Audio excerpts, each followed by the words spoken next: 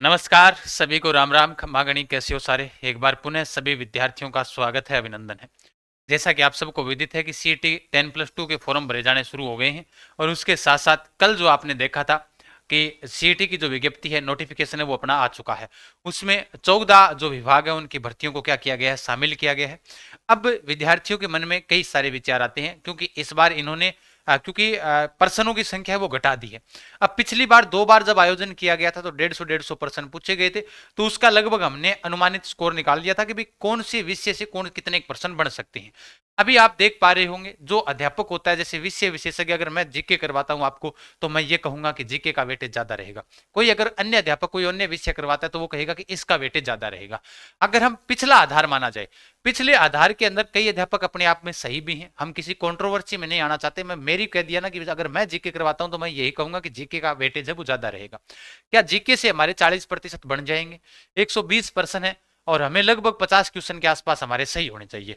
50+ अपने क्वेश्चन है वो अपने सही होने चाहिए। अगर 50+ सही होंगे तभी हमारा इसके अंदर मतलब हम इसके अंदर बैठेंगे। अगर हम 40% का लक्ष्य रखें, मान लो अपने पेपर देकर आए और 40% आपके बन रहे हैं, 41% बन रहे हैं, तो हो सकता है नॉर्मलाइजेशन के आप शिकार हो जाओ, कई नंबर कम हो जाए तो समस्या है। तो अपने को टारगेट 40% का रखना ही नहीं है। हमें आगामी भर्तियों को साथ में तैयार करते हुए उसकी तैयारी करनी है, क्योंकि हमें इस बारे में भी विदित होना चाहिए कि सीईटी के थ्रू जो भर्तियां हो रही है हमें उनकी भी तैयारी करनी है। सीईटी एक पड़ाव है, यानी रणथंभौर दुर्ग जीतने के लिए अलाउद्दीन खिलजी ने पहले जाहिन दुर्ग जीता था, यानी वो उस दुर्ग की कुंजी थी। अगर उसको जीत लिया उसने तो उसके बाद में वो रणथंभौर भी जीत लेगा। मेन चीज यही है कि आगामी राजस्थान पुलिस, पटवार, कोई सी भी भर्ती है जो सीईटी के थ्रू होने जा रही है, उनका मतलब ये एक प्रकार से अपने लिए जाहिन दुर्ग है। लेकिन इस जाहिन दुर्ग के अंदर हमारा पहले अटैक के अंदर सक्सेस होना जरूरी होता है।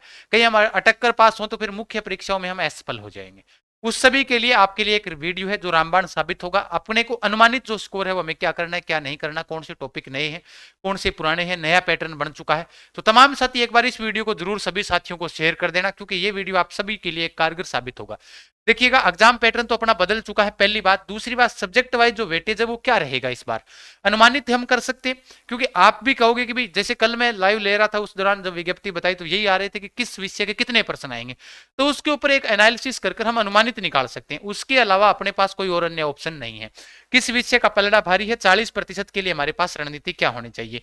जैसा आपने देखा कल जो आपके ये सेवा का नाम, यानी 14 जो सेवाएं हैं उसमें जो पद का नाम है, ये भर्तियां सीईटी के थ्रू होगी। किस कौन सी सीईटी? सीईटी 10+2 है। अब अगर आप ध्यान रखना, हमेशा कहता हूं अपडेट के लिए बने रहा करो। अगर आप टेलीग्राम चैनल पर नहीं बने हुए हो तो अभी जाइएगा अपने टेलीग्राम चैनल को, क्योंकि टेलीग्राम हट गया है, वो बैन है, वो हट गया है, तो आप सभी साथी ज्वाइन कर सकते हैं।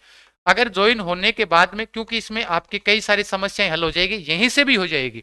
अगर आप ये भी क्लासे देखोगे ना जो मैं बताऊंगा अभी, तो भी अपने ये सोचेंगे कि भी 40% हमें करना है, आगे की हम तैयारी कर लेंगे सर। तो उस हिसाब से हम रणनीति को इसको बनाएंगे। देखिएगा, फोरम इसके स्टार्ट हो चुके हैं। पर्सनों की संख्या 120 है, टोटल अंक आपके 240 है, 2.5 घंटे का आपको समय दिया जाएगा। सेम सिलेबस है। इस सिलेबस के अंदर ये ध्यान रखना, ऐड हुआ है कोई नाम मात्र के एक आधे टॉपिक कला संस्कृति का हट गया तो कोई बात नहीं है, तो बाकी वो अन्य जगह पर और ऐड हो गई है। सिलेबस ऐड हुआ है। और मैंने शुरुआत में ही बताया था कि जब आलोक राज जी ने कहा था कि इस बार हम सिलेबस चेंज करेंगे, इन्होंने यही कहा था। जब सिलेबस चेंज करेंगे तो मैंने कहा था एक सिलेबस जो सभी भर्तियों में आ रहा है, आपदा एवं जलवायु परिवर्तन, तो ये टॉपिक आपके जरूर ऐड होगा। तो ये तो इन्होंने ऐड किया ही किया, उसके साथ में 3-4 जो 6 टॉपिक है वो और ऐड कर दिए इन्होंने। कौन कौन सी? एक जो अधिनियम है 2022 वाला वो कर दिया। उसके अलावा 4 जो हमारे सोशल मीडिया से संबंधित है, नशे से संबंधित है ना, सीपीआर से संबंधित है, वो टॉपिक इन्होंने ऐड कर दिए। उनका हमारे पास रामबाण इलाज है। अभी 1/3 क्या है, नेगेटिव मार्किंग भी है। कहने का मतलब ये है कि अगर आप वहां पर पेपर देने के लिए जाओगे तो नेगेटिव तो अपने को मार्किंग करके नहीं आनी। इन्होंने कह दिया कि पेपर हार्ड पूछेंगे, संख्या कम कर दी, क्योंकि अब जैसे ही संख्या कम होगी तो जीके का वेटेज घटेगा, और जीके में लगभग विद्यार्थियों की वो पकड़ अच्छी होती है, इसलिए इन्होंने संख्या 120 कर दी। अब 120 कर दी तो हमें किस प्रकार से आगे की ओर बढ़ना है, यानी इतिहास के ये टॉपिक है। राजवंश, क्रांति दे रखा है भी, प्रमुख शासक और उनकी उपलब्धियां। अब ध्यान रखना भी, सॉरी राजवंश नहीं आएगा यहां पर। शासक के अंदर जैसे अपने सेकंड ग्रेड के अंदर आप देखोगे तो उसमें लिखा हुआ मिलेगा महाराणा कुंभा। प्रमुख शासक कौन कौन से हैं, जैसे कुंभा जी हो गए, मान सिंह प्रथम हो गया, जय सिंह हो गया, जसवंत सिंह हो गए, ये वाले जो आते हैं, महाराणा प्रताप हो गए, राज सिंह हो गए, ये प्रमुख शासकों में से एक आते हैं। तो राजाओं से संबंधित पूछा जाएगा, सभी राजवंशों से नहीं प्रश्न पूछे जाएंगे, जो प्रमुख उस राजवंश के राजा है उन्हीं से संबंधित पूछा जाएगा। ठीक है, आधुनिक सारा है, प्रमुख व्यक्तित्व हो गया, ये इतिहास है।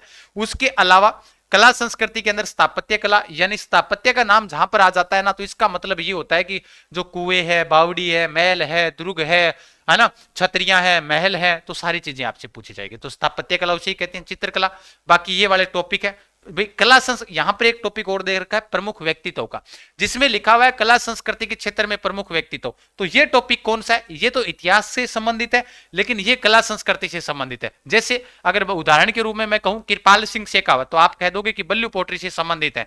महेश सोनी, आप कह दोगे थेवा कला से संबंधित है। तो ये यानी उस संस्कृति हस्तशिल्प के अंदर जो व्यक्ति अपनी पहचान बनाए हैं, उन टॉपिकों के बारे में आपसे पूछा जाएगा। और यहां पर मैं कहूं माणिक्यलाल वर्मा, तो अपने आप ही समझ जाओगे वो क्रांतिकारी थे, तो वो इतिहास के व्यक्ति थे। ठीक है, उसके बाद में एक चीज और बता देता हूं, ये नाम मात्र शुल्क के अंदर जो अपने बेंच भी शुरू कर दिया है, आप सभी साथी उड़ान एजुकेशन के ऊपर आप शुरू प्राप्त कर सकते हो। ये 451 रुपए में है।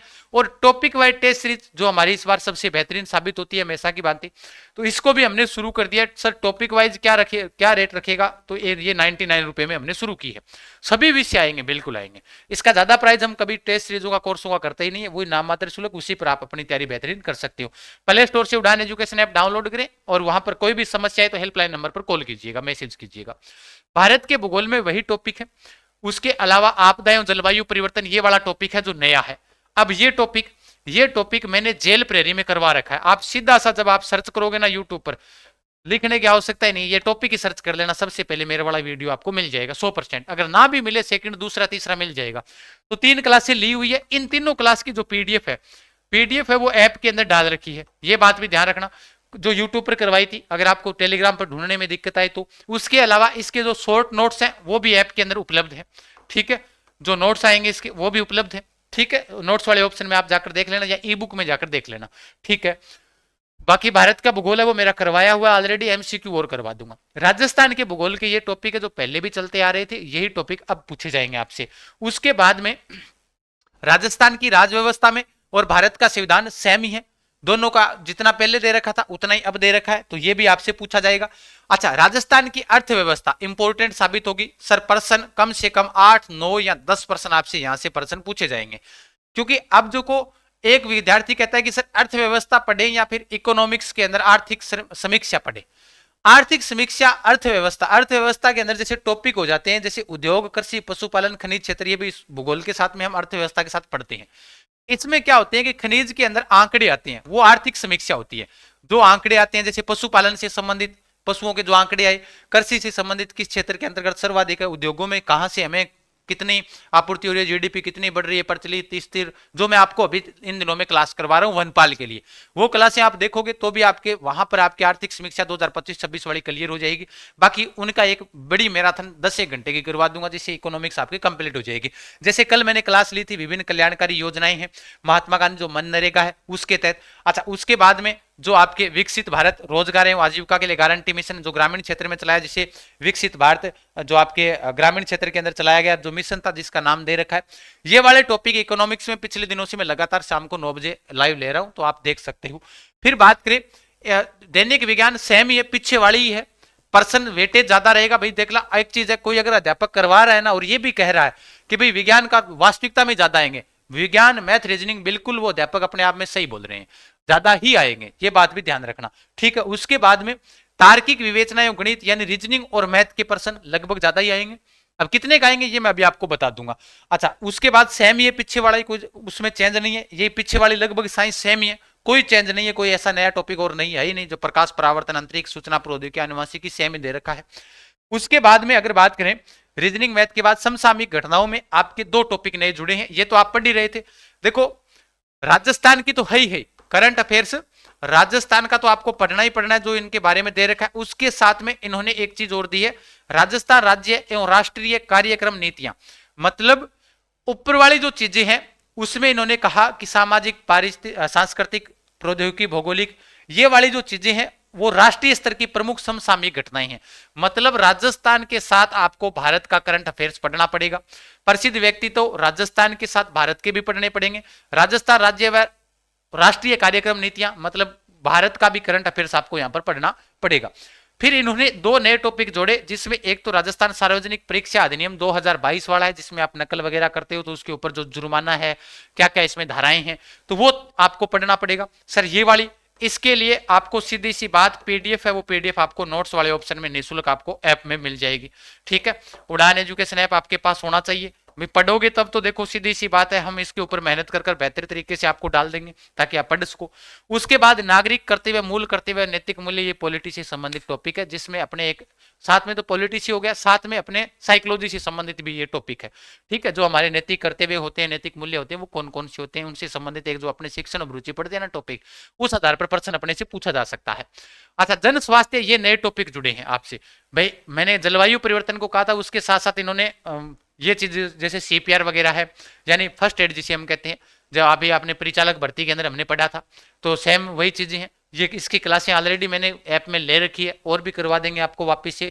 नशीले पदार्थों का दुरुपयोग, उनसे बचाव कैसे करना है, युवाओं को शारीरिक व मानसिक फिटनेस कैसे रखनी है, उसके अलावा सोशल मीडिया की लत से जो जोखिम है कौन कौन से है, इसका हमें निवारण, इसके बचने के उपाय कौन कौन से होते हैं, तो वो सारी चीजें है ना इसमें शामिल है। उसके बाद में कंप्यूटर से संबंधित वही है सारा आउटपुट, सामान्य विशेषताएं एमएस ऑफिस को लेकर है।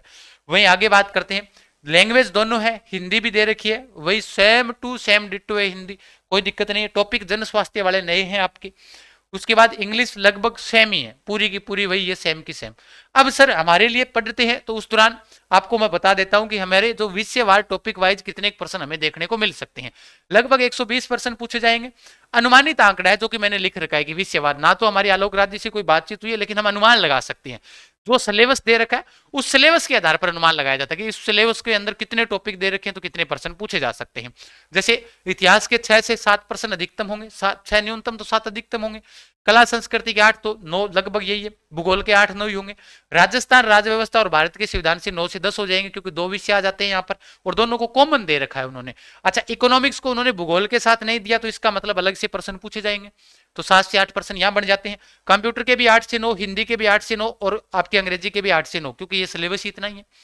जितना सिलेबस है उस हिसाब से इतना ही आएंगे। और पिछली बार जो वेटेज रहा था वो क्या कुछ रहा था, तो यहाँ से इतने अनुमानित प्रश्न आ सकते हैं। करंट अफेयर्स की बात करें तो पीछे ज्यादा पूछे गए थे, तो 9-10 पूछे जाएंगे। भारत के भूगोल से 6 से 7 प्रश्न आ जाएंगे। रीजनिंग मैथ से दोनों विषय हैं तो 15 से 18 प्रश्न अपने को देखने को मिल सकते हैं, न्यूनतम 15 तो अधिकतम 18 मिल जाएंगे।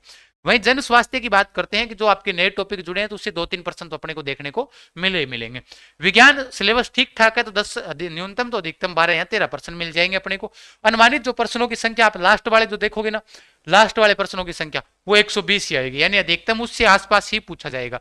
अब सर हमें कौन सी विषय पढ़ने चाहिए जिससे हमें इन चीजों से क्लियर हो जाएगी, तो नॉर्मल सी बात है, जीके आपको कंप्लीट पढ़ोगे तो भी अपने 40% नहीं आएगा, क्योंकि एक भारत का भूगोल भी साथ में होगा, सिलेबस भी बहुत बड़ा होता है जीके का। इसके साथ साथ में आपको ये चीजें पढ़नी पड़ेगी, कंप्यूटर है, हिंदी है, इंग्लिश है, इनको पढ़ना ही पड़ेगा। और इनको पढ़ोगे तभी आगे जाकर आपके क्या होगा कि जैसे राजस्थान पुलिस है, पटवार है, वीडियो है, उनमें आप सक्सेस होंगे। एलडीसी होते हैं, इसी के थ्रू होने हैं सारे एग्जाम।